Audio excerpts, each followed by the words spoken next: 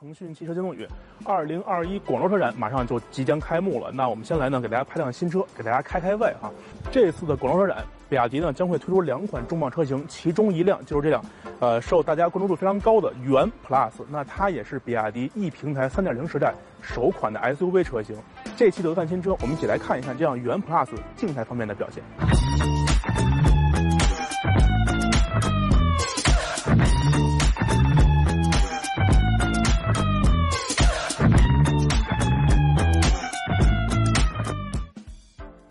那么首先呢，在外观方面，因为这辆元 Plus 之前已经在成都车展上给大家亮相过，我们也给大家实拍过，所以这期节目咱们来进行一个简单的回顾。那它整体呢还是比亚迪的家族式设计语言，尤其是车头部分还是比亚迪最著名的龙岩设计。那细节处可以看到，它在格栅区域采用镀铬装饰，并且呢是与两边的灯组进行连接，形成一个贯穿式的车头。那灯组内部呢，还可以看到它的整个这个内部结构还是非常好看的，尤其是这种蓝色的点缀，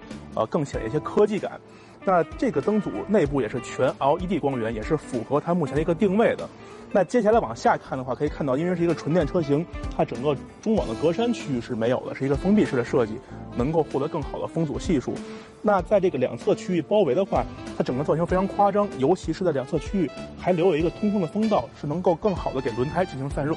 那车身的侧面呢，咱们从前往后来看，首先在前方有一个小的充电接口，然后充电口上呢还有这种镀铬的装饰盖板，也是让整体的设计性更强一些。那从充电口开始往后，一直延伸到后备灯组，是它整体的一条腰线，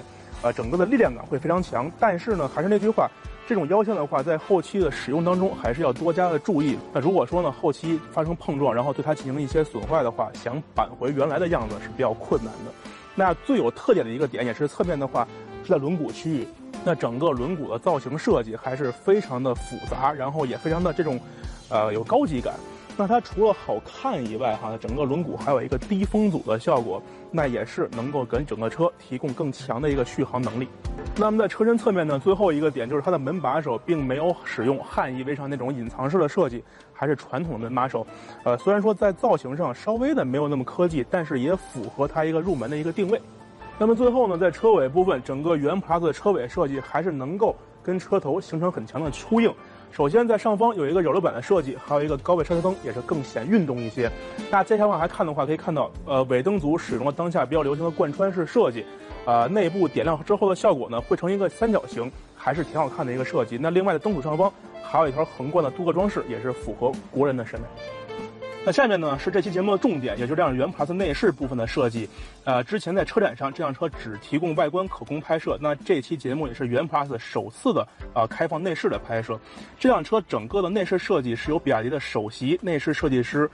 米开勒·帕加内蒂先生主导的。那这位设计师呢，他之前在戴姆勒集团有过超过18年的任职经历，包括奔驰的 V Class、C Class 以及 S 级 Class 都是他主导完成设计的。所以说，我们在元 Plus 内饰里面可以看到很明显的豪华车的感觉。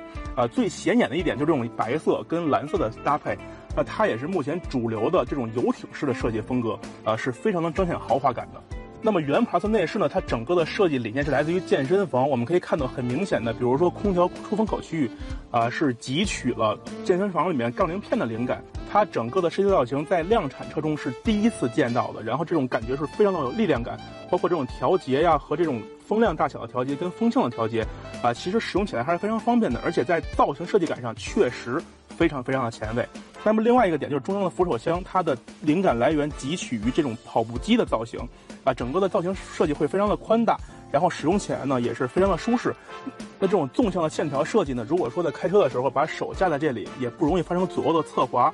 也是实用性方面非常出色的。那么在内饰部分呢，其实最有亮点的就是这辆新车整个门板的设计，它在几个细节处确实是非常博人眼球。首先呢，在开门的这种开启方式上，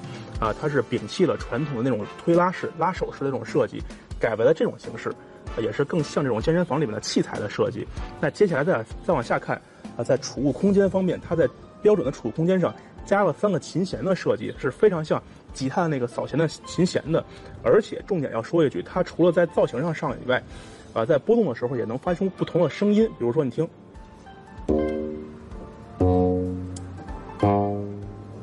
那可以说在堵车的时候，如果说大家会玩乐器的话，弹上一首曲子也是非常有意思的。那整个内饰看起来呢，这辆元 Plus 确实是非常的有出彩的感觉，然后非常的抓人眼球，有很多新意点在里面，也是由衷的感慨这种内饰的设计更像一种艺术的表现。那